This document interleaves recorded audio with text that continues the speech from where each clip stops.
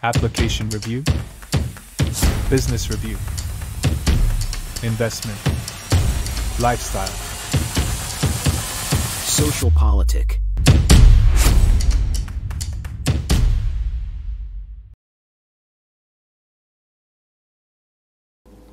Halo Bapak Ibu, saudara-saudari sekalian, lovers and haters, salam cerdas Indonesiaku. Jumpa lagi kita pada kesempatan kali ini. Bagi Anda yang belum subscribe channel saya, silakan subscribe channel saya. Tekan loncengnya agar Anda dapat notifikasi setiap kali saya mengupload video-video saya. Oke, pada kesempatan kali ini seperti janji saya di video saya yang kemarin, saya akan membahas mengenai makan malamnya Pak Prabowo dengan 600 pendeta. Bayangkan 600 pendeta dari PGPI. PGPI adalah Persekutuan Gereja-Gereja Pentakosta Indonesia. Ya, ntar kita lihat kekuatan PGPI ini seperti apa. Ya, nah, ini menarik. Kenapa? Karena 600 pendeta itu diundangnya ke Hambalang. Nanti kita lihatlah beritanya ya. Diundang ke Hambalang dan datang itu. Bahkan ada yang dari Papua gitu terbang sendiri dengan ongkos sendiri datang ke Hambalang. Beda dengan kunjungan Pak Prabowo waktu itu ke PGI, Persekutuan Gereja-Gereja Indonesia. Nah, di kekristenan kita ada beberapa aras nasional. Yang paling tua itu PGI, yang sebelumnya Pak Prabowo justru berkunjung ke kantornya. Ya, kemudian ada PGPI dan ada beberapa lain. Kalau yang Katolik ada KWI, Konferensi Wali Gereja Indonesia. Nah, menariknya begini. Inilah pertama kali ya sebuah aras nasional dan ratusan, dalam hal ini 600 pendeta resmi menyatakan dukungannya kepada Pak Prabowo. Yang mana pada Pilpres sebelumnya itu seperti hal yang tanda kutip tabu. Ya, saya kasih tahu ya, saya juga orang Kristen, orang Tionghoa, double minority. Ya, kebetulan saya juga pendeta. Ya, saya dari Pilpres yang sebelumnya juga sudah mendukung Pak Prabowo. Cuma saya sering dicap sebagai orang Tionghoa yang sinting. Udah orang Tionghoa, orang Kristen, kok dukung Prabowo yang katanya penculik, yang katanya orang jahat itu. Sinting lu katanya ya. Dan itu bukan dari teman-teman saya saja, dari saudara-saudara saya juga ada yang begitu gitu. Cuman saya nggak peduli gitu, karena saya tahu apa yang saya pilih. Ya, nah waktu itu juga ada seorang pendeta besar, saya nggak usah sebut namanya ya, yang waktu itu ikut mendoakan Pak Prabowo. Dia dibully habis-habisan oleh sesama pendeta pula, kan aduh jahat ya. Lah orang pendeta mau mendoakan seorang calon presiden kok dibully. Nah, saya sudah jelaskan di konten saya sebelumnya, memang di kekristenan kita itu selalu bilang gereja itu harus netral. Bisa dipahami, walaupun itu bukan aturan tertulis ya, tidak ada, mungkin ada sih gereja yang memuat itu di dalam ADART-nya gitu ya.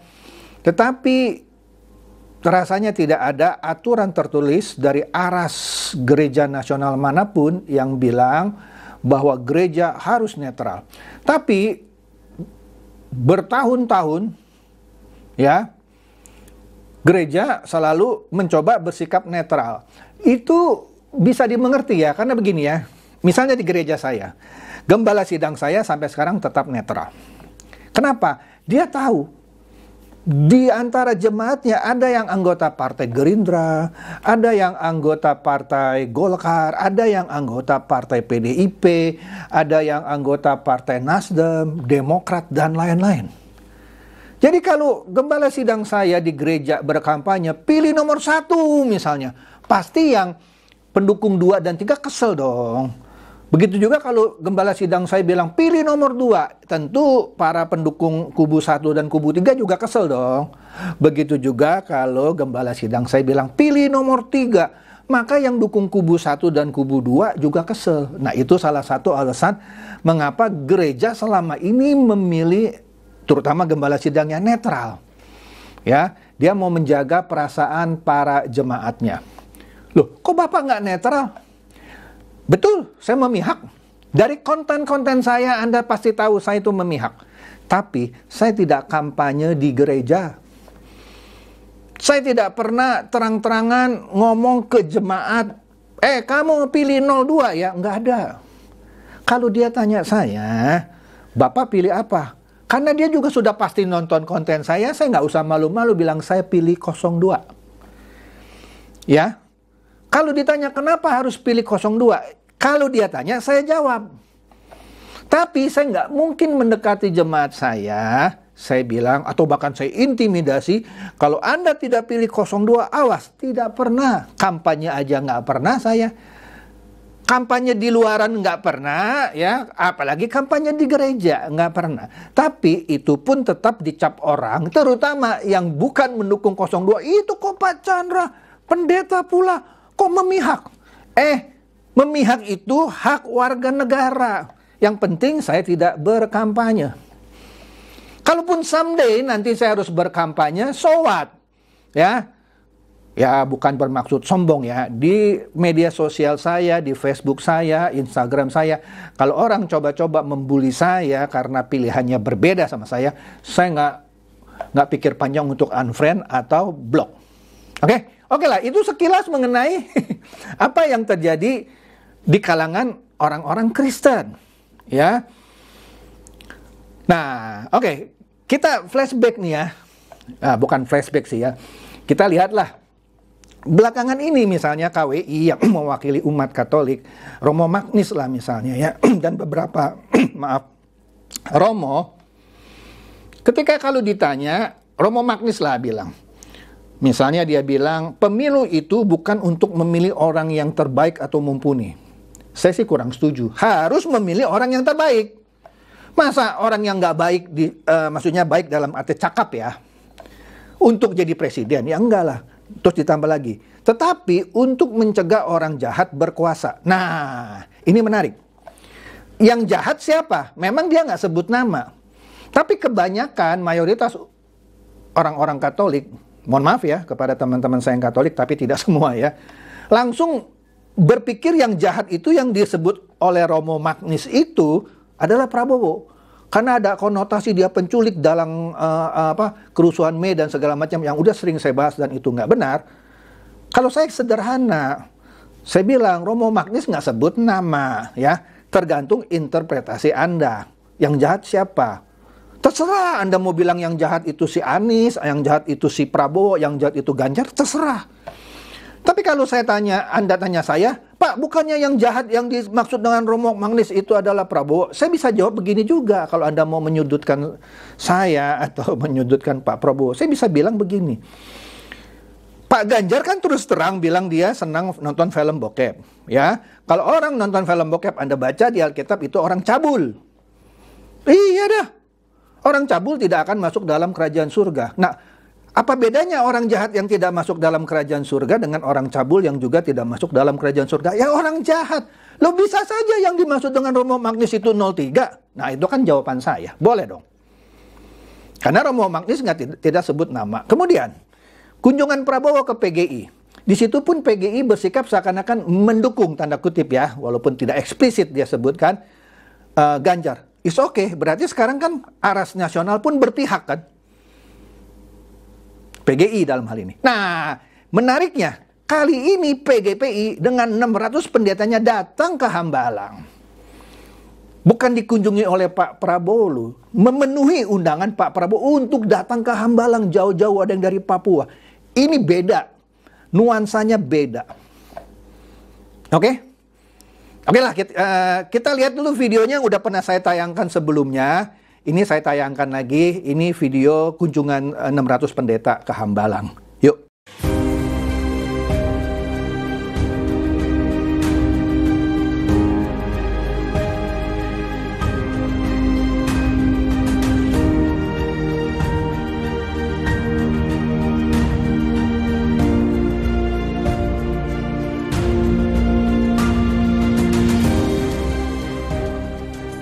Sesudah itu semua urusan dunia nomor 2, Pak.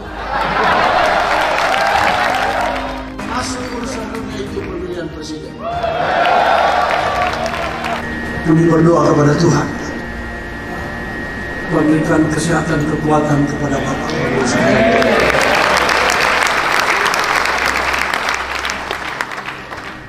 Dan biar kehendak Tuhan yang jadi bagi Bapak.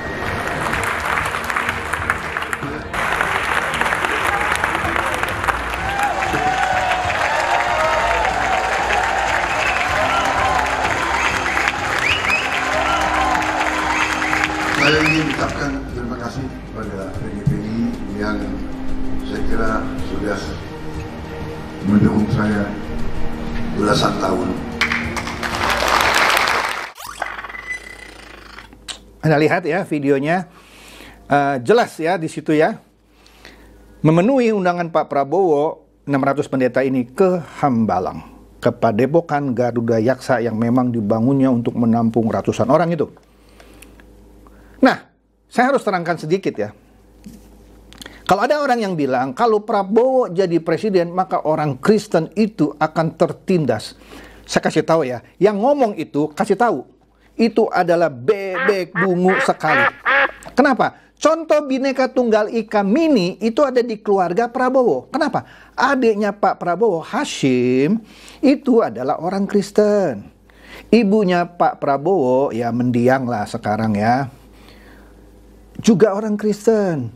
Meskipun ayahnya mendiang juga Muslim, Pak Prabowo sendiri Muslim. Tapi sebelah atau separuh jiwa dari keluarganya orang Kristen. Dan di Gerindra juga ada sayap namanya KIRA, Kristen Indonesia Raya. Jadi dari mana orang bisa berteori kalau Prabowo jadi presiden, orang Kristen akan tertindas? Janganlah mudah dibodoh-bodohi gitu. Ya. Anda kalau nggak ngerti, lakukan riset dulu. Oke, nah sekarang kita lihat nih beritanya. Nih, ini menarik nih ya. Beritanya kita lihat di IDN Times. Di sini judulnya Prabowo makan malam bersama 600 pendeta. Tadi kita sudah lihat kan videonya. Nggak bohong kan, nggak hoax. Saya sudah bilang saya nggak pernah buat berita hoax. Semuanya berdasarkan informasi yang sah. Ya. Di mana di makan malam itu PGPI yang diwakili oleh 600 pendetanya menyatakan dukungannya. Nggak main-main ini. Terang-terangan. Ya, Ketua Umum PGPI Pendeta Jason mewakili semua yang hadir mengatakan ucapan terima kasih kepada Prabowo karena diundang ke padepokannya. Ya. Mereka datang dari 31 provinsi, bahkan yang terakhir yang sudah saya juga sebut datang dari Papua Selatan dengan biaya sendiri. Ya.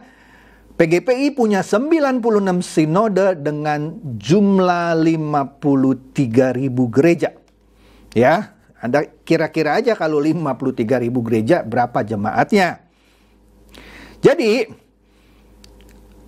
nah ini menarik nih ya, Pak Jason bilang, kami ini selalu mengutamakan Tuhan. Jadi Tuhan itu nomor 1, sesudah itu urusan dunia nomor 2. Katanya disambut dengan tepuk tangan, termasuk pemilihan presiden. Ya, jadi sekali lagi dia bilang, kehadiran semua sinode dan pengurus sinode seluruh Indonesia yang datang waktu malam itu menandakan walaupun Tuhan nomor 1, Pilpres nomor 2 katanya ya. Nah ini, waduh, ini menarik ya. Ini pertemuannya ya Selasa lalu ya, Selasa lalu tanggal 30 Januari. Ini sekaligus yang sudah saya bahas di video saya sebelumnya, menepis apa ya, isu-isu atau hoax yang bilang Prabowo masuk rumah sakit. Aduh, kasihan banget dah tuh yang bikin hoax ya. Kemudian Pak Prabowo juga dinobatkan menjadi keluarga besar gereja Pentakosta. Ya, nah itu kurang apa lagi gitu ya? Kurang apa lagi? Saya nggak ngerti kalau orang masih bilang itu mah bisa-bisaannya si Pak Chandra itu. Lah enggak. Tadi udah ada videonya. Gimana bisa bilang bisa-bisaannya saya? Ya enggak gitulah ya. Nah, kemudian apa lagi? Wah, ini benar-benar menarik lah. Kita lihatlah berita yang lainnya. Ini samalah makan malam bersama 600 pendeta. Keluarga besar PGBI nyatakan dukungan. Nggak main-main ini. Terang-terangan. Jadi yang selama ini pakem bahwa gereja itu harus netral, baru kali ini terang-terangan didukung. Wah, astaga, ini saya jadi terharu ini ya. Ini waduh, benar-benar deh. Kemudian di berita yang lainnya juga sama beritanya kira-kira ya, di sini ditegaskan bahwa Prabowo dinobatkan menjadi keluarga besar PGPI. Ada pemasangan pin itu oleh Ketua Umum PGPI, Pendeta Jason ya. Nah, jadi sekali lagi ini jelas bukan hoax ya. Justru yang bilang Pak Prabowo masuk rumah sakit itu hoax. Ya, ini jelas Pak Prabowo sehat-sehat saja. Ya, besok kita akan nonton debat capres yang terakhir ya. Kiranya Tuhan selalu memberikan kekuatan dan kesehatan kepada Pak Prabowo ya. Dan kita sambut nanti presiden yang baru. Bagi Anda yang nggak suka sama ucapan saya dan yakin pasangan Anda tetap akan menang, ya silakan, monggo-monggo aja, saya nggak akan marah gitu. Tapi juga jangan marah kalau saya juga punya keyakinan Pak Prabowo yang akan jadi the next president. Itu saja dari saya, semoga ini mencerdaskan dan mencerahkan bagi Anda semua. Silakan share video saya ini kepada teman-teman, sahabat atau kerabat supaya mereka tambah cerdas dan tercerahkan. Seperti biasa, terima kasih.